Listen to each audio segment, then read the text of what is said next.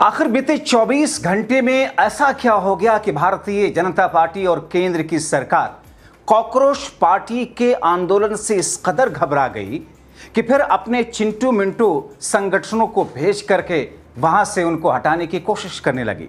आखिर सुबह सुबह तड़के ऐसा क्या हुआ जिसके बुनियाद पर राहुल गांधी ने एक और मैसेज भेज दिया? तो क्या जो भारतीय जनता पार्टी और केंद्र की सरकार इन तमाम अड़चनों को दूर करने की कोशिश कर रही थी, उसके खिलाफ में जो विरोध की आवाजें उठ रही थी देश के स्तर पर, उसमें वो पूरी तरह फेल हो चुकी है?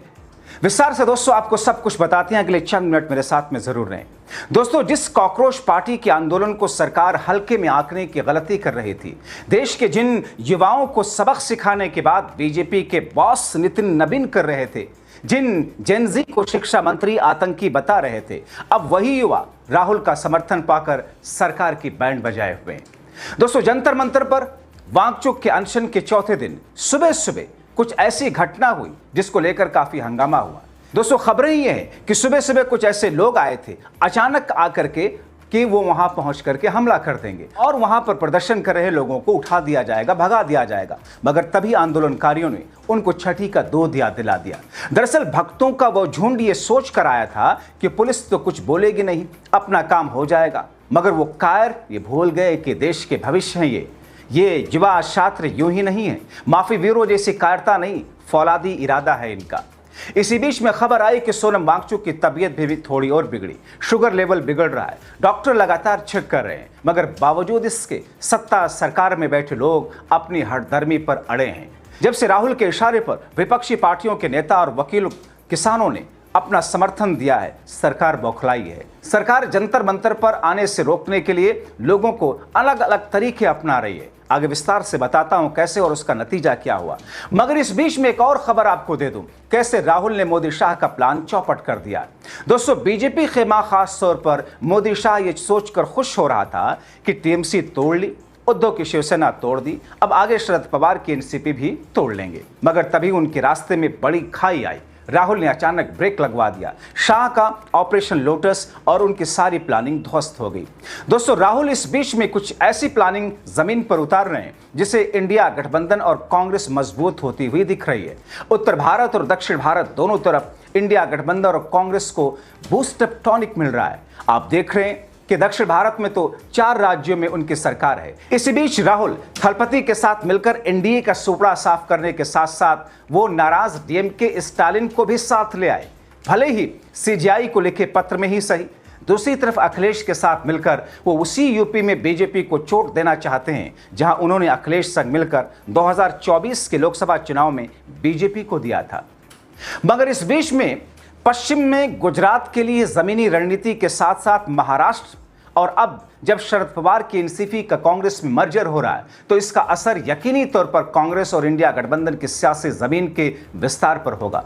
एक तरफ राहुल की सेना का देशव्यापी आंदोलन युवाओं के साथ युवाओं के भविष्य और शिक्षा मंत्री के नाकारापन के कारण उन्हें सबक सिखाने में लगा है, तो दूसरी तरफ एनडीए और बीजेपी के लिए मुश्किल ही मुश्किल खड़ी होती नजर आ रही है। दोस्तों, भारतीय जनता पार्टी जिस अंदाज में, जिस तरीके से बीते सत्र में जो संविधान संशोधन लेकर आना चाहती थी, मगर उसे किस तौर पर इंडिया गठबंधन और राहुल गांधी ने तहस नहस कर दिया था। उसके बाद बौखलाए हुए शाह ने, बिफरी हुई भारतीय जनता पार्टी ने पार्टियों को तोड़ने का सिलसिला शुरू किया। अब सदन का मानसून सत्र जो कि आ रहा है, उस सत्र से पहले सत्ता के गलियारों में बारिश से ज्यादा चर्चा अगर किसी चीज की है तो वो संख्या बल का मौसम है। दोस्तों, राज्यसभा में नवनिर्वाचित सदस्यों के शपथ ग्रहण के साथ ही बीजेपी के नेतृत्व वाले एनडीए का पल्ला भारी होता हुआ दिख रहा है, क्योंकि इन्होंने जो तोड़फोड़ की है उसमें इनकी स्ट्रैटेजी कामयाब होती हुई नजर आई। लेकिन इनकी स्ट्रैटेजी में शुरुआती दौर में कुछ थोड़ी मोड़ी कामयाबी भले हासिल कर ले, मगर कैसे आखिर में ये चौपट हो रही है आगे आपको बताते हैं। क्योंकि दोस्तों, अब 245 सदस्य उच्च सदन में यानी कि राज्यसभा में एनडीए के पास 141 सदस्य हैं। अगर मनोनीत और निर्दलीय सांसदों का साथ मिल जाए तो यह आंकड़ा 151 तक पहुंच जाएगा। मगर यही कैच है, क्योंकि अब सत्ता की नजर सिर्फ कानून बनाने पर नहीं बल्कि संख्या जोड़ने की कला पर भी टिकी है। क्योंकि लोकतंत्र में विचारों से ज्यादा असर कभी कभी अंकों का होता है और इस वक्त हर अंक सरकार के लिए सोने के भाव बिक रहा है। राज्यसभा में 2/3 बहुमत का जादुई आंकड़ा 164 है, यानी मंजिल अभी दूर, बहुत दूर है। बीजू जनता दल के पास में 5, वाईएसआर कांग्रेस के पास में 4 जैसी क्षेत्रीय पार्टियां जो खुद को न सत्ता का स्थायी साथी मानती हैं और न ही विपक्ष का स्थायी योद्धा, इस पूरी कहानी के सबसे दिलचस्प किरदार बन चुकी हैं।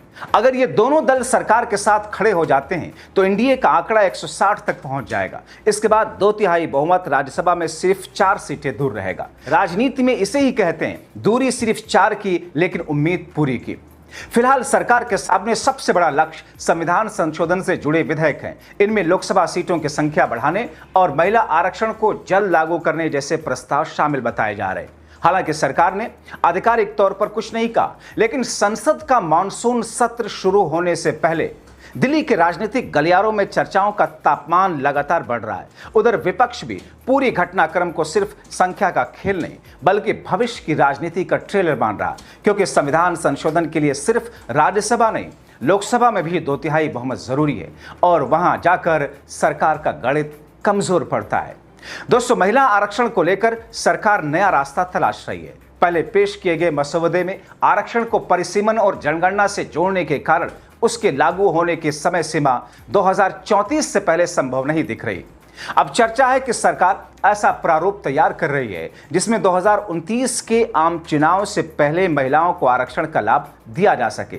दरअसल महिलाओं के आरक्षण वाला बिल तो सत्ता पक्ष के सामने विपक्ष पूरा समर्थन कर ही रहा है, लेकिन दरअसल सत्ता पक्ष ने बड़ी चालाकी से पिछले सत्र में महिला आरक्षण के संविधान संशोधन को परिसीमन वाले संविधान संशोधन से जोड़ दिया। यानी कि अगर आप वोट यस करेंगे तो दोनों हो जाएगा, यानी कि महिला आरक्षण के साथ साथ में सरकार का जो ड्रीम प्रोजेक्ट है परिसीमन बिल वो भी पारित हो जाएगा, जिसके बाद मोदी और शाह अपने मनचाहे समय तक सत्ता में बने रहते हैं। इसीलिए इंडिया गठबंधन ने उस पर वोट नहीं किया।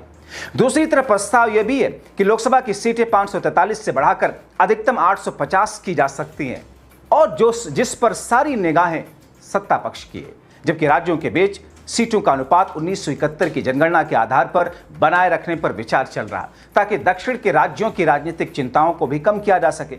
हालांकि ये सब अभी विचारों की प्रयोगशाला में है।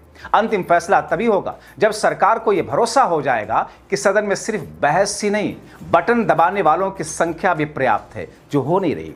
फिलहाल तस्वीर साफ है, राज्यसभा में सत्ता का आत्मविश्वास बढ़ रहा है, विपक्ष की चिंता भी है, लेकिन लोकतंत्र की सबसे बड़ी सच्चाई वही पुरानी है। यहां सरकारों नारों से नहीं नंबर से चलती हैं और संसद में हर सीट की कीमत चुनावी मंच की 100 सभाओं से ज्यादा होती है। जाहिर तौर पर ऐसे में सरकार ये चाहती है कि किसी तरीके से पार्टियों को जो तोड़फोड़ उसने की है, सांसदों को मिलाया है, उसे लगता है कि जो न्यूट्रल सांसद हैं, पार्टियां हैं, न एनडीए की तरफ हैं न इंडिया गठबंधन की तरफ हैं, वो इस मानसून सत्र में सत्ता के साथ में खड़े होकर उनके बिलों को पारित करा देंगे। इसीलिए एनसीपी को शरद पवार को भी तोड़ करके उसे सुनिश्चित करना चाह रहे थे। लेकिन दोस्तों, शरद पवार की एनसीपी टूटी नहीं, शरद पवार की एनसीपी टूट नहीं सकती। शरद पवार की एनसीपी और कांग्रेस के साथ मर्जर में जा रही है, जिससे शाह और भारतीय जनता पार्टी ने ऑपरेशन लोटस को वहीं ब्रेक लगा दिया। तो ऐसी स्थिति में नंबर हैं कहां पर उनके पास? जाहिर तौर पर जब नंबर नहीं है तो फिर इन तमाम चीजों की स्थिति में सरकार को झुकना ही होगा और सरकार झुकने वाली मुद्रा में दिखाई नहीं देती है।